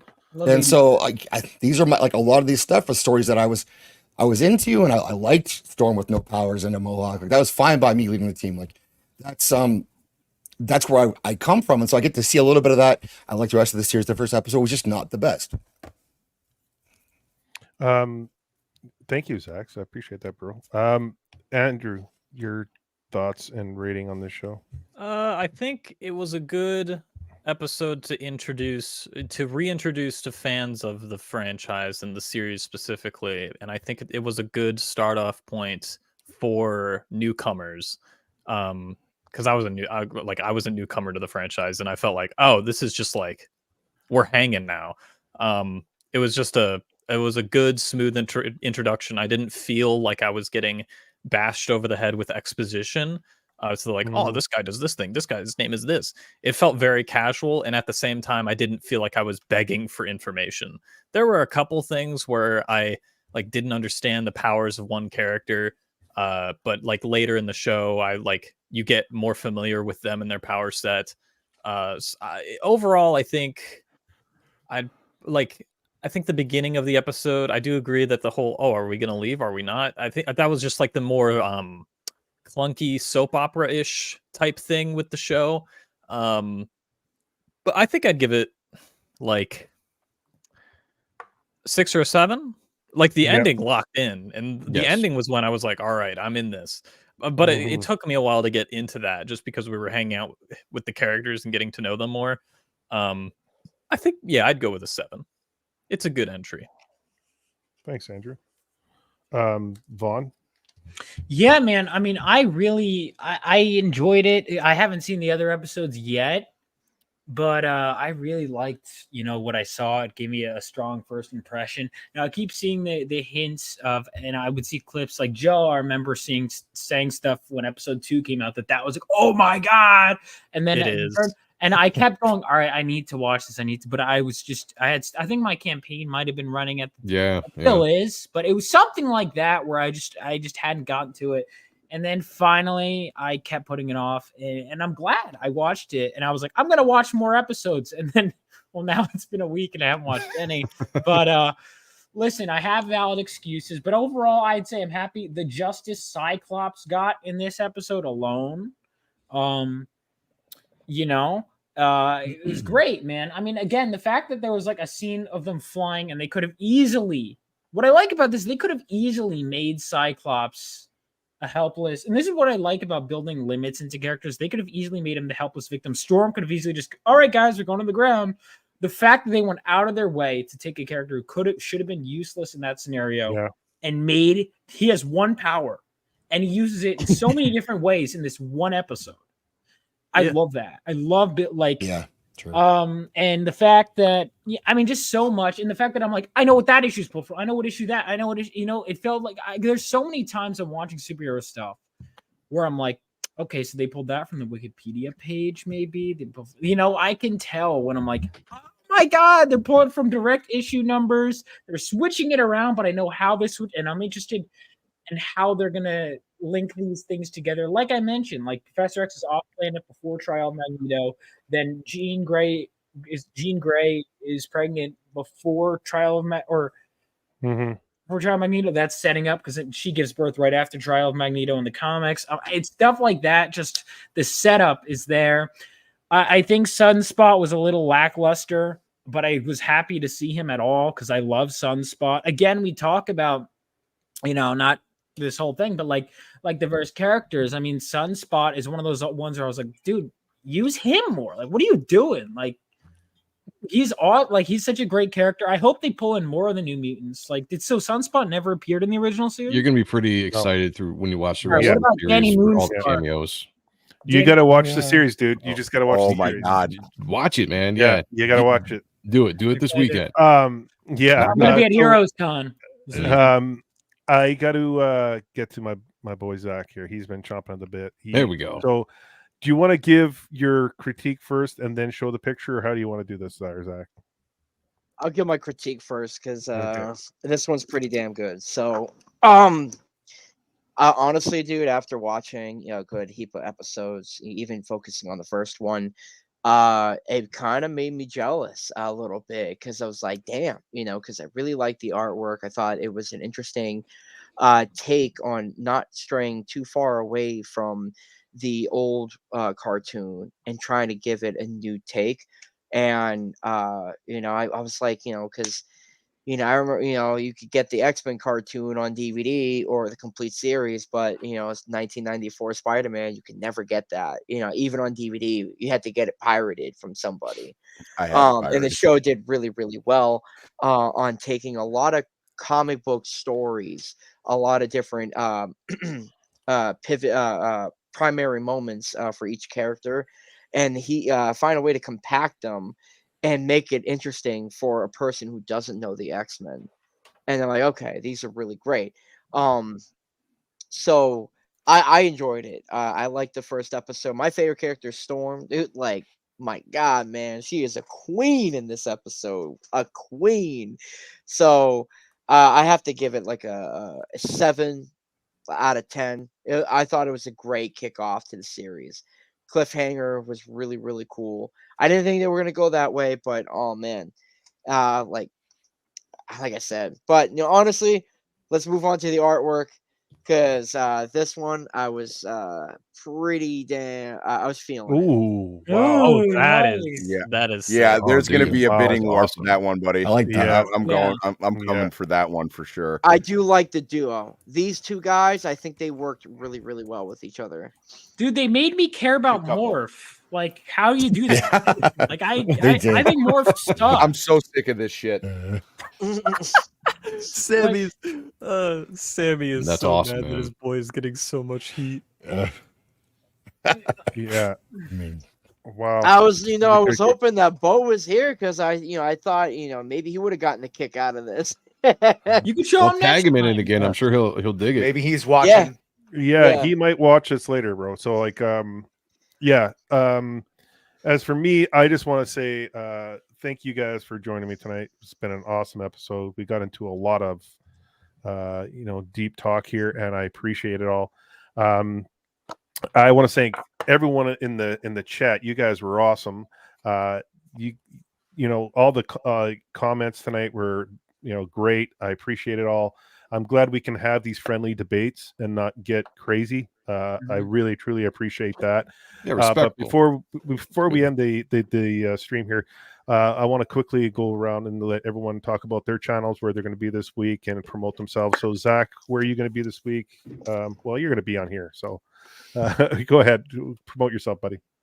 Oh, I mean, I'm gonna be on your show for as many times you're gonna have me on, as many times as I can make it. So, I mean, the only thing that for me is to see how fast my hand's gonna go to get these pictures done. Whoa. Clip that. Giggity. Hey, yo. 38 I seconds. didn't What are we know, tuning but, in for? I hope Bo's listening to that. I mean, What we I got? gotta tell you, man, like a lot of these, like you said, all you guys, you know, I think that I've watched a lot of stuff, and then you guys will hit me up with a movie or animation, vice F to the versa, Chad, dude. and I'm just like blown away. I'm just really blown away with some of the stuff that I haven't seen. So, it's given me some inspiration. Getting a chance to get a crack at some of the characters. Like I can't remember the last time I drew Wolverine. And so it's kind of like, all right, this is what my skill set level is able to do with this character right now at the moment. So who knows how I'll draw him next year, or so on and so forth. So that's what I like about coming on these shows. It's really giving me a chance to draw everything out of my comfortability. So I dig it.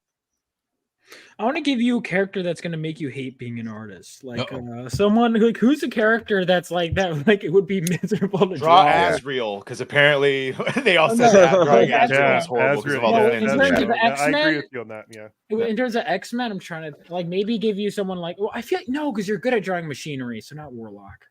All right, I'll think of someone. Sunspot with his powers. Yeah, I'm thinking of of difficult. No, I don't think. I'm trying to think of something Zack would struggle with, but he can draw well, so this doesn't really work. Mojo. Mojo. Yeah, Mojo might be a pain in the ass. Spiral. Vaughn, where are you? Do you want to promote your channel and where you're going to be? No, I don't. No, yeah. So my channel is, of course, Vaughn Coleman. You can find me on all socials, Vaughn Coleman. Also, I do have a comic. You see back Phenomenova. So I have a comic book coming out called Phenomenova. If you guys are fans of, like, I'm a huge Claremont X-Men fan. I was just working on issue 2, and then I had to stop to come on here and have fun. I might do some more writing tonight. But if you're a fan of that kind of storytelling, then check out the comic book Phenomenova. You can find it on Fund My Comic. It's also going to be on Kickstarter soon. That's what I'm primarily working on now, but I do YouTube videos. I do a variety of stuff. I do streams. I have interviews with comic book creators. I also, I've interviewed Bob McLeod, and then I've streamed gaming like Final Fantasy VII. I did a video essay on Final Fantasy VII that ended up being 2 hours long because I'm insane. So I do all kinds of fun stuff. So hop on over to my channel. We'll have a good time and check out my comic. Yeah, Alex tagged me. I didn't want to bring it up because it's quite terrible, actually, Alex. I got to be honest with you. I did see your comment, Alex. Thank you for the super chat, $2. Yo, I Take G was something I slapped together. I just saw it. It's pretty funny. You're gonna want to see this. But I will say, Alex, knowing I'm a Cyclops fan, did me dirty. Oh wow! Well, okay. I Alex, you gotta show this at least. Yeah, I'm gonna show it. Jeez, good, Alex. I don't. So apparently, I'm Beast. Why am I Sunspot? Oh, dude, sick. Of course I'm Cyclops. Oh, I'm Magneto. Hell yeah, I'll do that. Yeah. I would have taken Gambit, but yeah, Magneto works. I would have preferred to be Wolverine, not fucking. At least I'm not Jubilee. Cucky Gambit, but that's all right. Hey. I'm very happy with Bishop. Thank you. It's the Netflix version or the reverse Netflix. It's race swapping. That's hilarious. Thank you. No, I'm obviously the blackest one on the panel.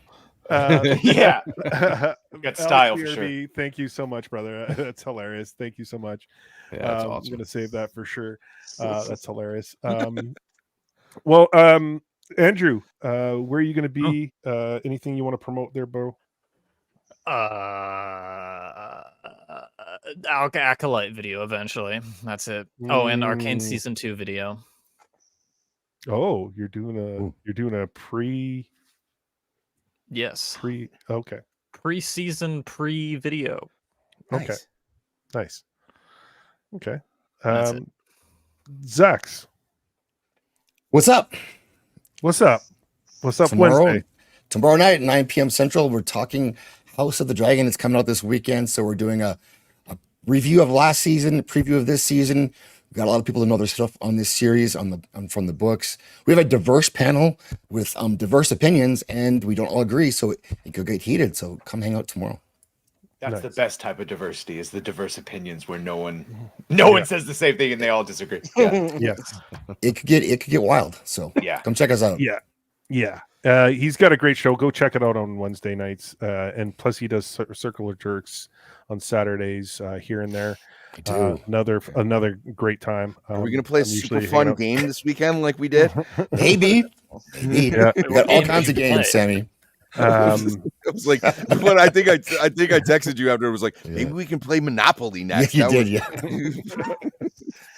Sammy, where are you gonna be? Where are you gonna be, Sammy? I'm gonna be right back here tomorrow for Secret of Nim, and then Thursday I'm doing the Acolyte. On Thursday on Roman's show, and then I'm coming right back here for, like I said, a palate cleanse for a little bit of wonderful Demon Slayer, and then hopefully I'll be hanging out with you guys on Circle of Jerks after that, and then Sunday right after House of the Dragon, I will be with Nadia and another great group of panelists. It seems like it's 50-50 between Team Black and Team Green for House of the Dragon, but please follow me on Twitter, like my channel. I did just post a live album a little bit ago, but my first video is going to be coming out. I did kind of like a video essay on the Fleischer cartoons, the Superman 1940s cartoons, and I'm pretty proud of it. That's my first thing, and then I'm putting it out, so that should be, if not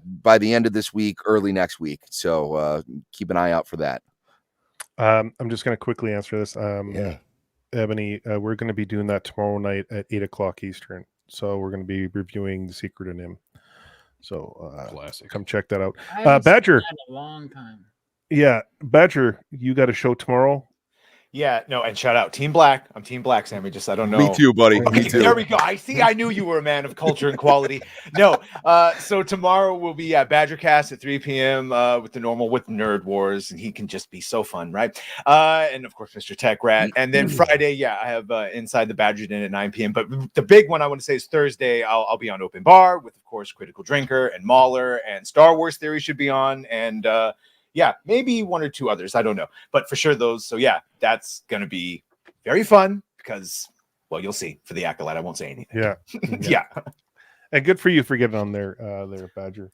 Congrats. Yeah, second day. Yeah, that's so excellent, man. I must not have been awkward. Yeah. I'm sure you did great, buddy. Thank you. Well, you know your stuff, bro. You do. You know your stuff. So it'll be interesting to be on with Star Wars Theory for sure. Yeah, definitely. Well, my brother, Mr. Joe M. Sontag, very close friend, bro. What you got going on? I know you have this. Let me bring it up. Well, I do have a comic book or a campaign on right now.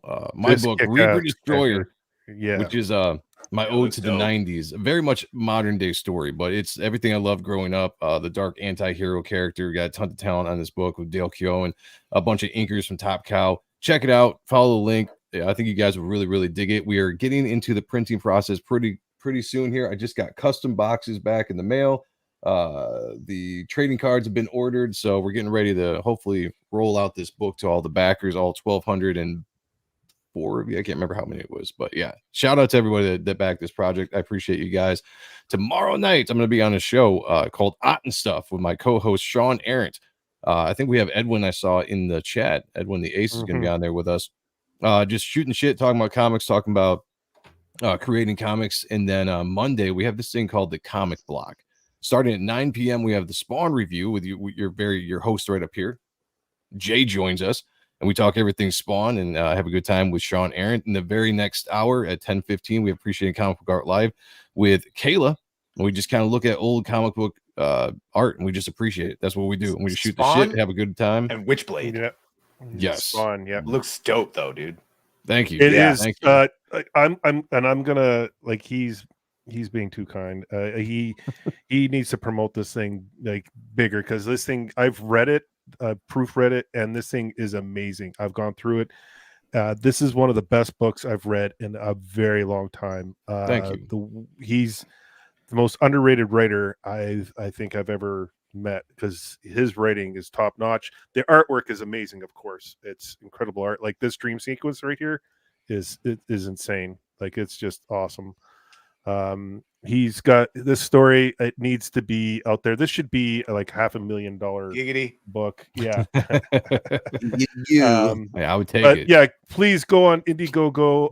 Joe put the link in the chat. They're holding a head, and I was just like, booty. Can I get siren song? Yeah. Sirens, baby. Simple creatures. I'm sorry. Yeah, simple. Tell you. Very lovely. Don't take much. Yeah. It don't take much. Weird hand job, honey. Yeah, I can fix them. Yep. You can try. Go check out Reaper Definitely Destroyer on Indiegogo. Joe put the link in the chat if you can, and I have it in the description. Yeah, I can fix them. Let me drop it in there right now. Yeah. Shout out, dude. Yes, it's very Spawn Witchblade, but the story is very deep, and it's like incredibly depth, a lot of depth to it. So, as for me, tomorrow night we'll be going over The Secret of Nim, like I mentioned earlier, 8:00 Eastern. Then we're going to raid right into Zaxx's channel, so stick around at the end for that. That'll be a blast tomorrow night. Tomorrow night I have on with me, I have Sammy. Zack, are you going to be there tomorrow? Are you going to be able to make it? I'll be popping in a little bit later. Yeah, okay. We have Gord King, we have Lance Nilsson on, we have Vex joining us, and we have the Price of Reason joining us for the Seeker and Nim. Oh, great. Price is going to be on the show. Yeah. So it should be a lot of fun. And sorry, can one of you mods share the link for my comic too? Yep. Sorry, I forgot to. Yeah, no, your comic looks awesome too, Vaughn. Thank you. I remember your interview with Gooch, and I was like, "Who is this guy?" Yeah, and then you were like, "He's pretty cool." Yeah, no, I should be dropping a new cover hopefully next week. So that's actually what I'm doing on Friday. As soon as I get paid, I'm buying both of your guys' books. Yeah, good man. So, for people that are new to the channel, we got a flood of new people watching this stream of mine, or this channel. I appreciate every one of you for joining us tonight. Thank you so much. This is the animation block. So I go Tuesday nights, I do animated series. Wednesdays is animated movies, and then Thursdays is anime series. So we're going to be doing Demon Slayer season 1, episode 2. We did episode 1 last week. We're doing episode 2 on Thursday night at 10:00 Eastern. So come join us for that. That was a lot of fun doing that as well. And this animation thing has been great, going over a lot of the stuff from the past, the new stuff. Andrew's been a part of it from the beginning. Sammy's been along for the ride. Zack has jumped on, and all these guys have jumped on to talk about the stuff that we love. And Arcane 2, which we did Arcane 1, so you can check out that series. We had Platoon, Andrew, Amateur, who else was on that panel? Enzo, I forget who else was on that panel. We had Platoon. We had a great panel for that one, so go check that out. Those are still available to watch. Thank you so much to everyone. You guys, thank you so much on the panel. I appreciate every one of you. Go subscribe to their channels. They do some great stuff. Chat, you rock, and we'll see you guys tomorrow night. And ciao. We'll see you soon.